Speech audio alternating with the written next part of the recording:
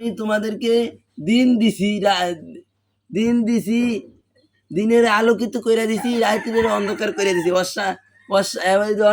আরেক আয়াতে কইতাছে যে একটা সূরার মধ্যে ওয়াশ-শামসি ওয়া দুহাহা ওয়াল কমারি ইযা তালাহা ওয়ান নাহারি ইযা জাল্লাহা ওয়াস সামাই ওয়া মা বানাহা ওয়াল আরদি ওয়া মা তাহাহা ওয়া নাফসি ওয়া মা সাওয়াহা ফাআলহামাহা ফুজুরাহা ওয়া তাকওয়াহা কদ আফলাহা মান তাযাক্কাহা ওয়া কদ খাবা মান দাসসাহা ইযিম বা'সা আশকাহা ফাকালা লাহুম রাসূলুল্লাহি নাকাতাল্লাহি ওয়া সুকিয়াহা ফাকাযযাবুহু ফাআকারুহা ফাদামদামা আলাইহিম রাব্বুহুম বিযামবিহিম ফাসাওয়াহা ওয়ালা ইয়াখাফু উকবাহা।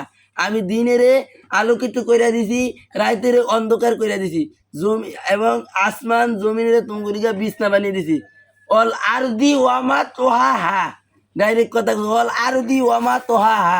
দিনে এই বিছনা আমি কি করছি, জমিনেরে তোমার ঘরে বিছনা বানিয়ে দিছি, এবং আসমান রে আমি কি করছি, আসমানেরে বিল্ডিং এর ছাদ বানিয়ে দিছি। হ্যাঁ, বিল্ডিং এর ছাদ, এবং কি ঘরের মধ্যে যে টিন দিয়ে চাল দেওয়া হয়, চাল বা ছাদ বানিয়ে দিছি। অনেক বানিয়েছি কি লিগে, তোমরা জমিনের মধ্যে চলাফেরা করতে পারো, তারপরে আমার ইবাদত করতে পারো। এই যে তারপরে কি কইছে, চন্দ্রকে তোমাদেরকে, চন্দ্ররে কি করছি, চন্দ্ররে আমি চন্দ্ররে তোমার গোলাম বানিয়ে দিছি, এবং চাঁদেরও তোমার গোলাম বানিয়ে দিছি, তাইলে আল্লাহ রাব্বুল আলামিন আমাকে করে দিছে। এবারকার দেন দিন আর রাত কি লিখে দিছে, যাতে তোমরা তারিখ, মাস, বার, দিন কি তোমরা কি করতে পারো, নির্ণয় করতে পারো।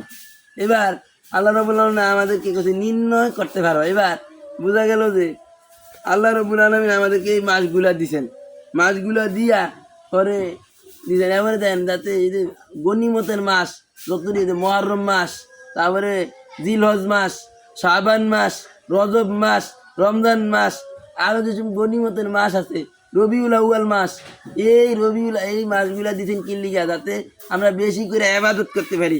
ইবাদত করতে করতে করতে করতে যখন স্থায়ীভাবে ইবাদতের একটা গাঁঠি তৈরি হইব, তখন বান্দা বুঝতে পারবে ইবাদতের মজা কি। তখন সে যাতে বুঝতে পারে রমজান মাসের ইবাদত করলে এই গুরুত্ব, রজব মাসে ইবাদত করলে এই গুরুত্ব, শাবান মাসে ইবাদত করলে এই গুরুত্ব, জিলহজ মাসে ইবাদত করলে এই গুরুত্ব, রবিউল আউয়াল মাসে ইবাদত করলে এই গুরুত্ব। যখন গুরুত্ব বুঝবো, এই গুরুত্ব বুঝা কি করবো, যদি ইবাদত করে, এই ইবাদত আল্লাহর দ্বারে পছন্দ হইব। আর এই ইবাদতের একটা স্থায়ীভাবে এই একটা মনোযোগ তৈরি হইব। এই লিগে আল্লাহ রাব্বুল আলামিন দিছে। না আমরা উল্টাটা করতেছি, আমরা তো হেরি তো নাই। ওই যে গত সপ্তাহে বয়ান করছিলাম এই নামাজ সম্পর্কে, আমরা তো নামাজ তো নাই, রোজও নাই, হজ ফরজ হজও নাই, জাকাতও নাই, কিচ্ছু নাই। আমরা খালি মানুষের কেমনি গুতা দিব, কারে মাইরা কারে খাইতে আনবো, এইভাবে আমরা আছি। তাইলে আমগরে অন কি করতে হইব, যে আজকে দেই আমরা যারা ফার্স্ট চেষ্টা করি, এককালে মুহররম মাসে, রমজান মাসের রোজা ফরজের আগে মুহররম মাসের রোজাই ফরজ ছিল, মুহররম মাসের রোজাটাই ফরজ, অর্থাৎ অনেক মুহররম মাসে যে রোজা ফরজ ছিল, এরপরে দিয়া অনেক মুহররম মাস রোজা থাকলে গুণ হইতো না। মুহররম মাসে রোজা থাকলে অনেক গুরুত্ব, যেহেতু ফরজ হচ্ছে নফল করে দিছে, নফল নিজের এই বেশি করে আমরা এই মুহররম মাসের রোজা থাকার চেষ্টা করি।